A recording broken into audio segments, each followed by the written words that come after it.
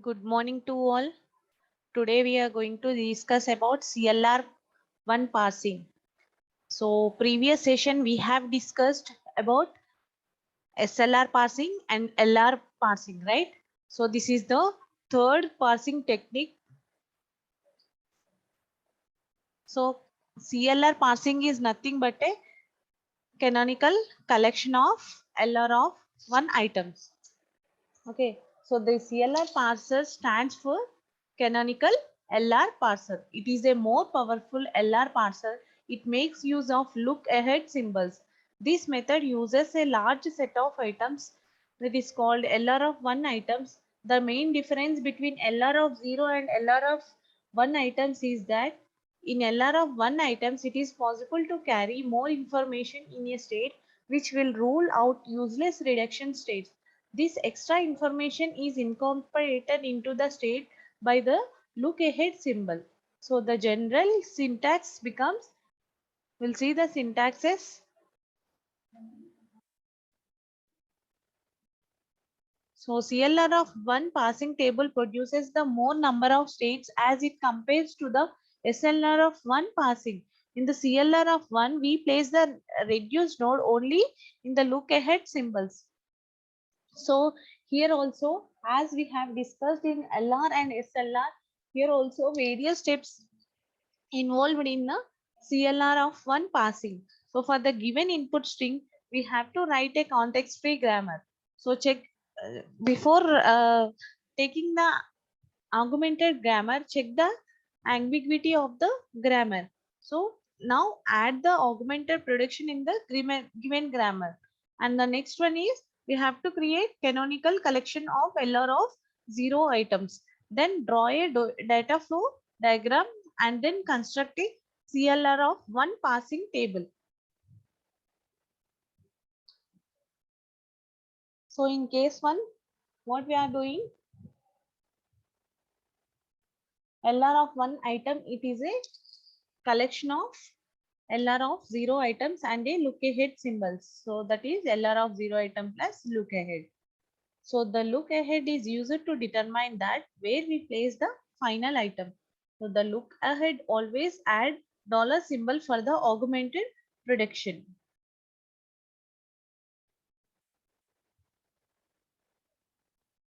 So consider one example.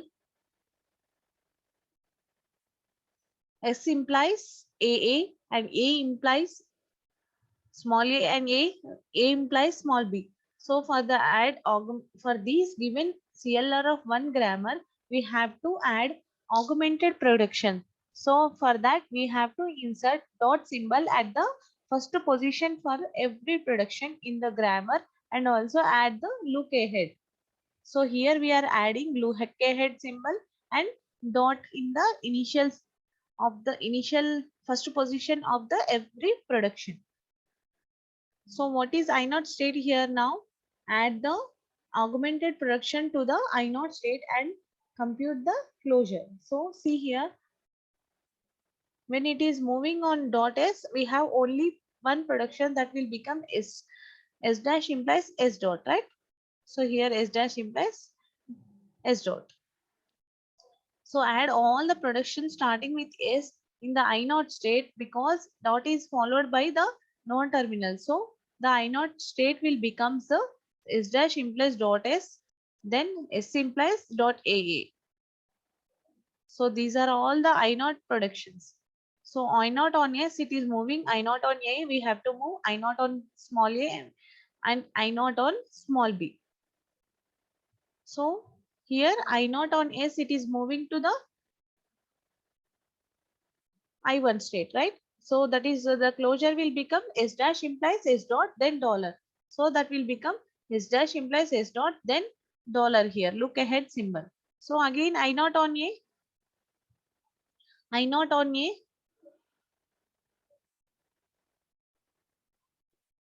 A dot A. It will become A dot A, right? Again after dot we have non-terminal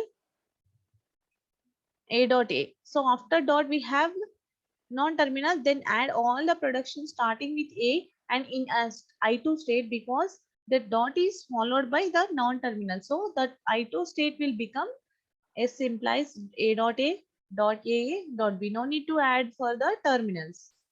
New productions, no need. We have not taken for the terminals here because we don't have any productions for terminals here. So go to I naught on A, it will become A dot A. Again, you have to add all the productions starting with A in I3 state because we have after dot we have the non-terminal A. So write down all the A productions. Again, go to I3 on A. I3 on A, it is moving to the A dot A. Again, it will become same as I3. A dot A, A dot A. It will become as I3. Same states we will get. So go to I3. No need to take new item here. I3 on B, it will become I4. So IA implies B dot. So no need to take any new productions here because we don't have any after dot any terminals and non-terminals. So these are the I4 item, I5 and I6. See here, I naught on B, it will become A implies B dot. So no need to take any new item here.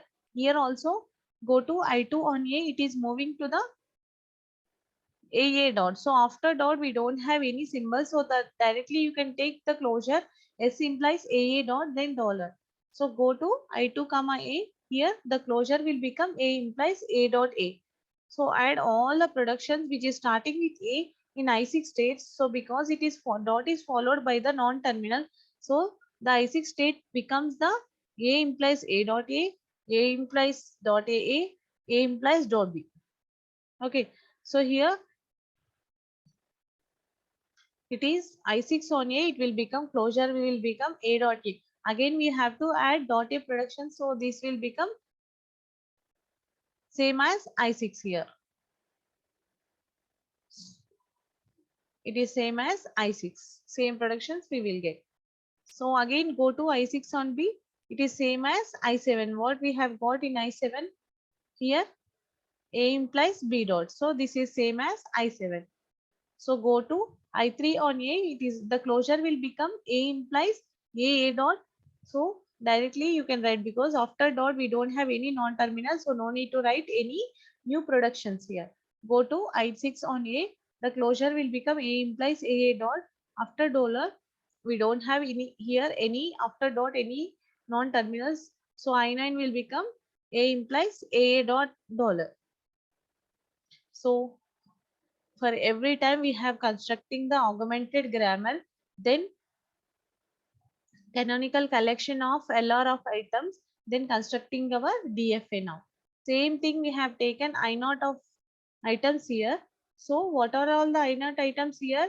We have included look ahead symbol here. Okay, look ahead symbols are dollar and A comma B. On AS it is moving to the I1 state. On A it is moving to the I2 state. I naught on small a it is moving to the I3 state. Again I naught on B it is moving to the I4. And from here I2 on A it is moving I5. I2 on A it is moving to the I6. So I2 on B it is moving to the I7 state. So here also I3 on A it is moving I8 and I3 on B it is moving to the I4 state. So here these are the final state which we are unable to move further. So these are called accepted states. Okay, dollar symbol, all we have accepted state. All the look ahead symbols we have final states here. So consider this CLR of one passing table.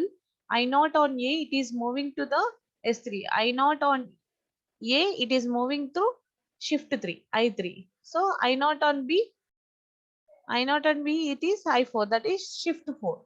Okay. So again, here I1, which is accepted state because we don't have any states moving from here. Okay. And I naught on A, it is moving to the I2. That is becomes 2 here. Okay. So this is the way we are going to construct LR and CLR and SLR passing tables. Okay. Thank you. Thank you for listening. We are going to discuss the other topics in Unit 2.